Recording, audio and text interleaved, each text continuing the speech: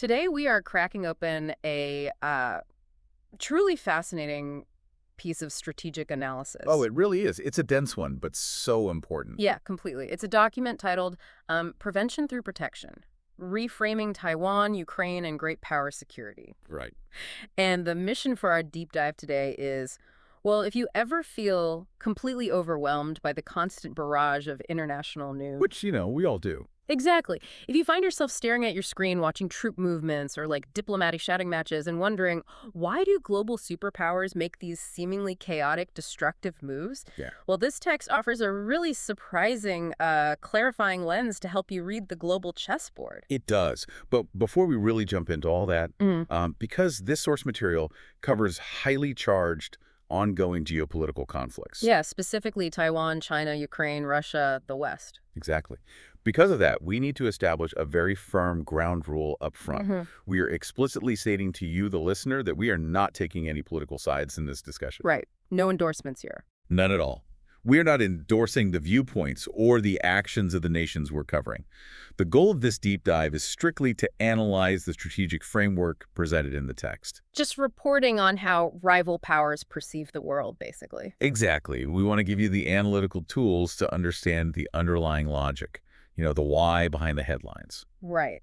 So, with that understood, let's look at how this document fundamentally flips our standard assumptions about global conflict. Yeah, it really turns them upside down. Because think about how we usually view a master-level chess match, right? There is an expectation of calculated, cold logic. Right, methodical. You move a knight to capture a pawn, you advance a bishop to control the center. It's all a game of deliberate acquisition. You're acquiring territory, dominating space. Exactly, systematically cornering the king. And our traditional understanding of geopolitics mirrors that chess match perfectly. I mean, the framework of offensive realism usually dictates that states just want to maximize their power and territory. Yeah. We tend to assume that superpower maneuvers are deliberate offensive steps toward, conquering the opponent's side of the board. Right. But imagine you are watching this intense, high-stakes game, and suddenly, one player doesn't move to capture a piece at all. Okay. Instead, they just reach across the table and aggressively knock one of the opponent's pieces over, right as the other player is pulling out a tube of super glue to permanently cement that piece to the board. Oh, wow, yeah. The player who knocked it over isn't trying to win the game in that specific moment. Right. They are panicking because the board itself is about to be altered forever. And that completely shifts the dynamic from a methodical game of conquest to a sudden, volatile act of desperate prevention. Yes. Desperate prevention. The player isn't calculating how to win anymore. They are focused entirely on stopping the environment from being locked into a state where they are permanently disadvantaged. And that logic becomes incredibly clear when we look at how the document frames its anchor case study, which is, the complex dynamic between China and Taiwan. Right. Okay, let's unpack this. The source introduces a core concept called prevention through protection. Yes. And it starts with an assertion that might shock a casual observer. It argues that China is actually very unlikely to act against Taiwan simply for the sake of conquering it. Or to acquire its semiconductor industry, which is what you hear all the time. Right, exactly. Instead, the analysis points out that China frames its Taiwan policy entirely as defensive. Yeah, and we often view Beijing's military modernization, their naval buildups, their rhetoric, through that traditional chess lens we talked about. The assumption being they just want territorial expansion. Right. But the text explicitly argues that this defensive framing isn't just outward-facing propaganda. Really? Yeah, it's the actual core of their internal strategic calculus. They view their actions as protecting a status quo they believe is actively being dismantled by outside forces. Okay, but if they view it as defensive, what is the actual trigger for military action? I mean, they conduct live fire drills, they cross the median line in the Taiwan Strait. Yeah. What moves this from a defensive posture to kinetic action? Well, the trigger point hinges entirely on perception. The source notes that Beijing's defensive framing translates into decisive action if they believe Western actions are fundamentally transforming Taiwan. Transforming it how? Specifically, transforming it from what Beijing regards as an unresolved internal issue into a permanent external ally. Ah, okay. Or like a fortified strategic outpost for the West within the first island chain. I want to ground this abstract geopolitical theory into something relatable because strategic outposts can sound a bit, I don't know, sterile. Fair enough. So imagine you and your neighbor have a long disputed property line. Okay, classic neighborhood drama. Right. It's tense. You both claim the same 10 feet of grass. But mostly, it's a contained internal neighborhood dispute. You glare at each other while mowing the lawn, but life goes on. Right, it's manageable. Exactly. Then one day, you look out your window and see your neighbor has invited a rival, heavily armed private security firm to build a permanent concrete guard shack right on that disputed line. Oh, yeah. The parameters of the dispute have instantly changed. Completely. It's no longer about who mows the grass. Yeah. It is about a structural shift in power. Right. And you might rush out there with a sledgehammer to tear down the framing of that shack, but you aren't doing it because you suddenly decided you want to conquer your neighbor's backyard to build a swimming pool. No. You don't want more yard space. You are doing it to stop that guard shack from becoming a permanent, unmovable fixture that fundamentally threatens your own home. Right. That is prevention through protection. It is aggressive, destructive action, yes, but it is driven by the panic of a permanently closing door rather than the ambition of expansion. I really like that.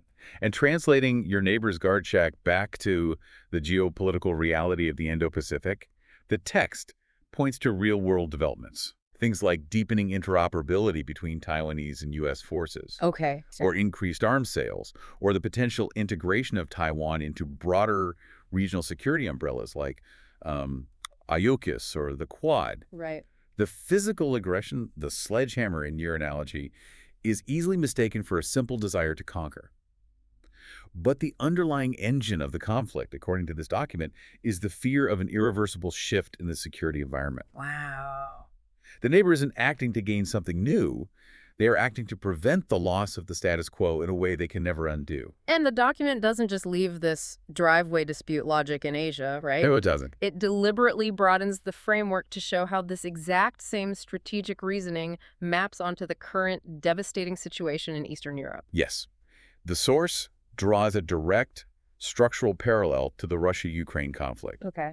It details how Russia has repeatedly argued that NATO expansion and increasing Western military integration with Ukraine represent a long-term existential strategic threat. In Moscow's view, the integration of Western command structures, the training of troops to NATO standards, the influx of advanced weaponry into Ukraine. All of that was the geopolitical equivalent of that concrete guard shack being built directly on their border. Precisely. Yeah. That's exactly how they frame it. But the text is also very clear about the counter perspective here, right? Oh, absolutely. Western governments completely reject Russia's interpretation.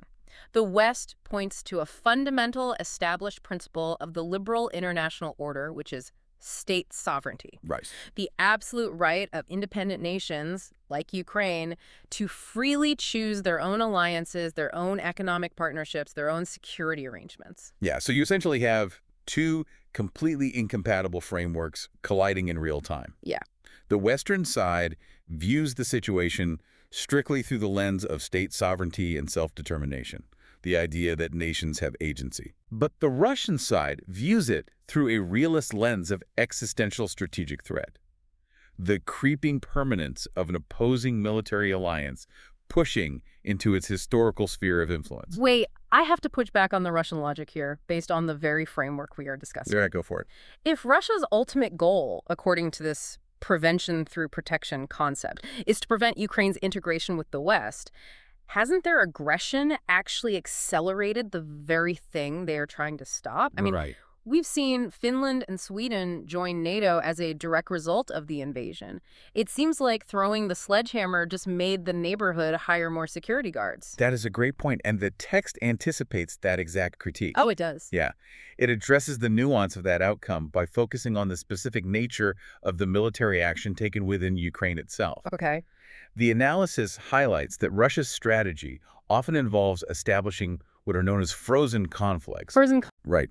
The text argues that Russia has acted specifically to prevent Ukraine from falling irreversibly under Western defense structures, exercising what the document calls selective restraint. Selective restraint. Yeah. That term feels wildly out of place given the sheer scale of the destruction, the leveling of cities, the tragic loss of life we see in the news every day.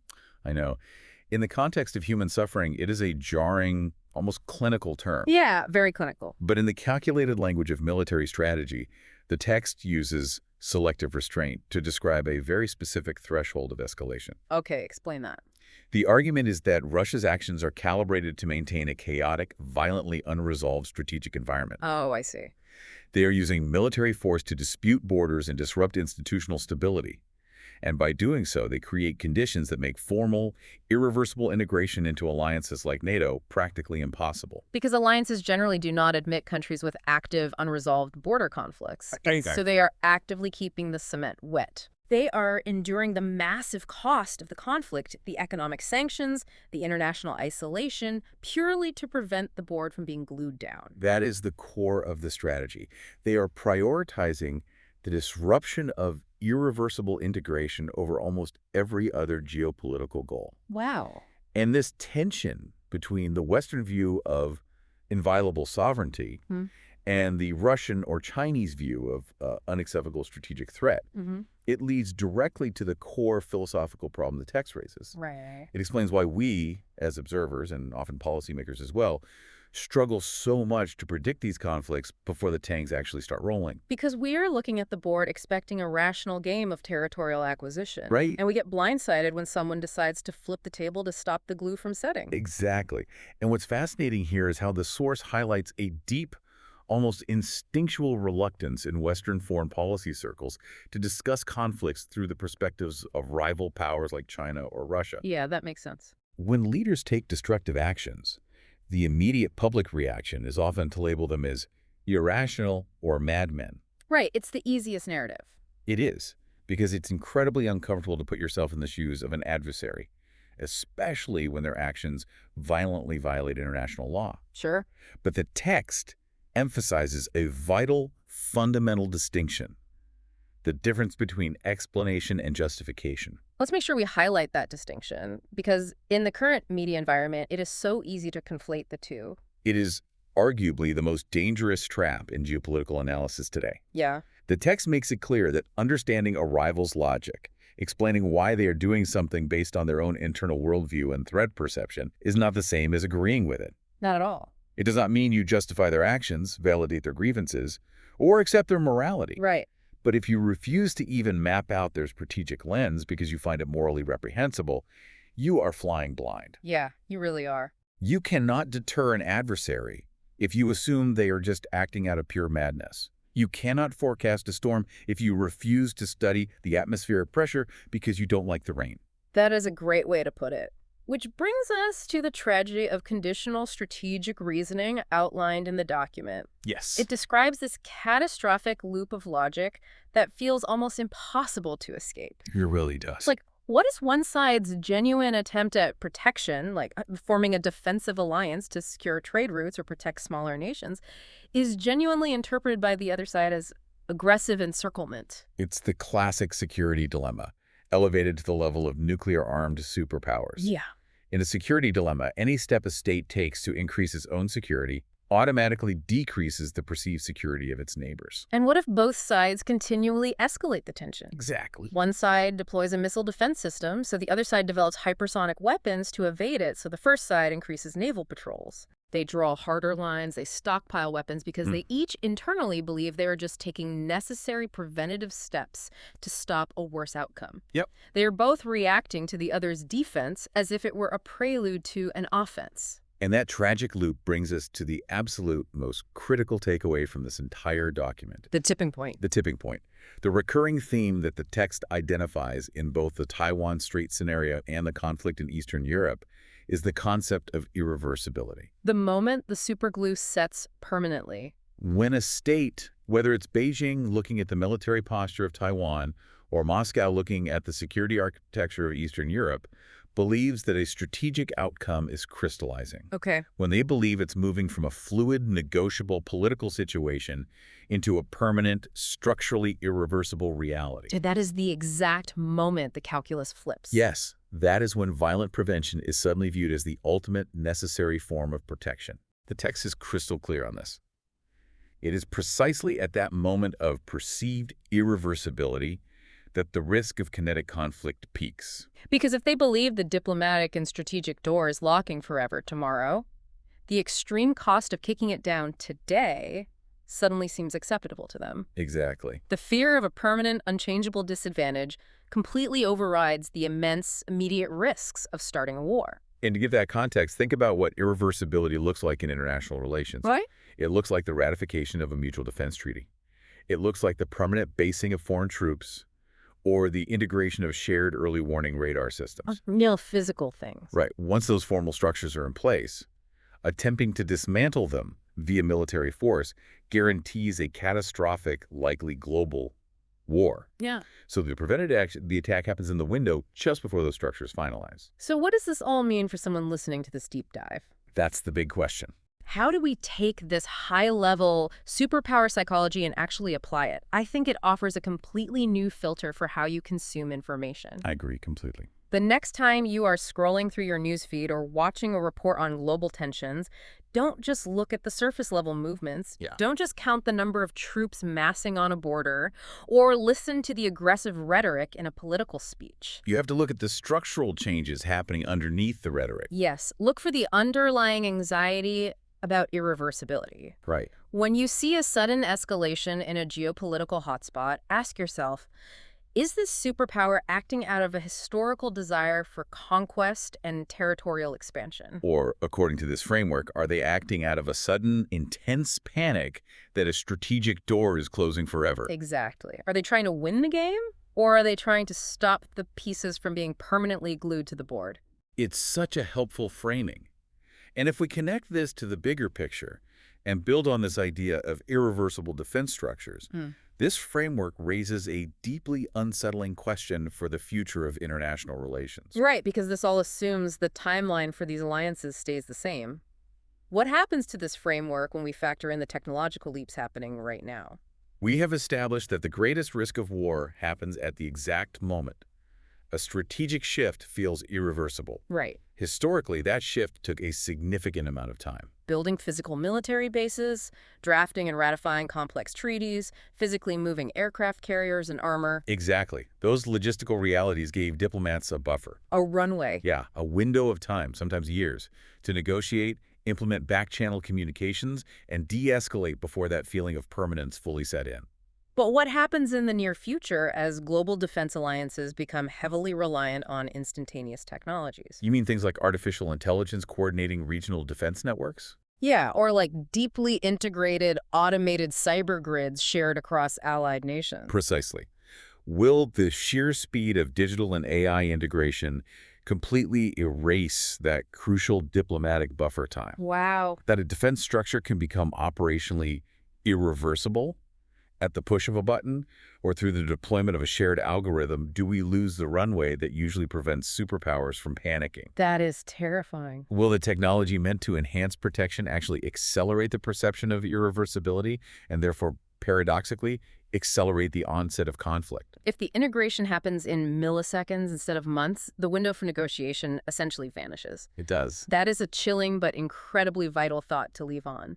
The superglue is drying faster than ever before, and the players are getting more anxious. Yeah, they really are. Well, that wraps up our analysis of prevention through protection. Thank you for joining us on this deep dive. Thanks for listening. We hope this framework gives you a new way to decipher the complexities of the global stage. Keep questioning the headlines, look for the underlying logic driving the decisions, and remember, sometimes the most dangerous move on the board isn't the one designed to capture the king, but the one designed to flip the table before the rules change forever. We will catch you next time.